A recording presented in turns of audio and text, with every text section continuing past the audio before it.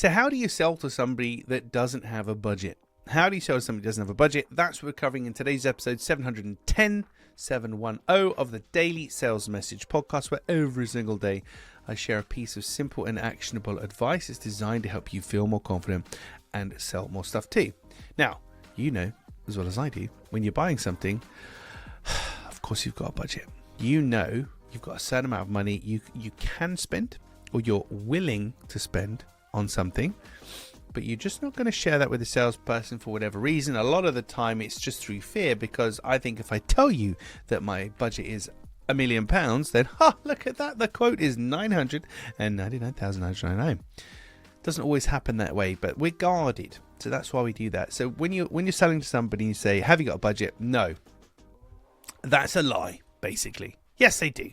They've got a budget, they've got something they can afford or something they're wanting to spend, but it's how do we find that? How do we find that? And there's a couple of ways we can do it. First one is, what did you spend last time on X? So if it's a repeated purchase, like a holiday, so last time you went away, how much did you spend? Now, you've got them on a sticky wicket there, haven't you? Because they can't say, oh, I don't know, I can't remember, because you're going to remember what you spent on a holiday. So how much did you spend last time you went on a holiday? So you can use that as kind of a rough guide.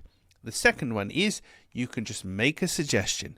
Before we get too far into this, so you haven't got a budget, that's fine.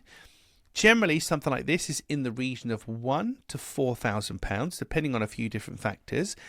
Can you handle that kind of a range, or is that more or less than you're expecting?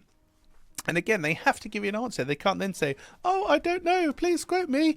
They have to give you an answer, but you're drawing a line in the sand somewhere. And the reality is, you've got a price that you're going to sell something for. They've got a price they want to buy for. The quicker you reveal your hand, as it were, and say, well, it's going to be about this, and the quicker they reveal their hand and go, oh, I've got about that much money, then we can decide if it's a match or not, and if we're wasting anybody's time or not, and we can move forward. But it's just a nicer way to do it. So the next time somebody says, oh, we don't have a budget, I'm telling you, they absolutely do. They just don't want to share it with you.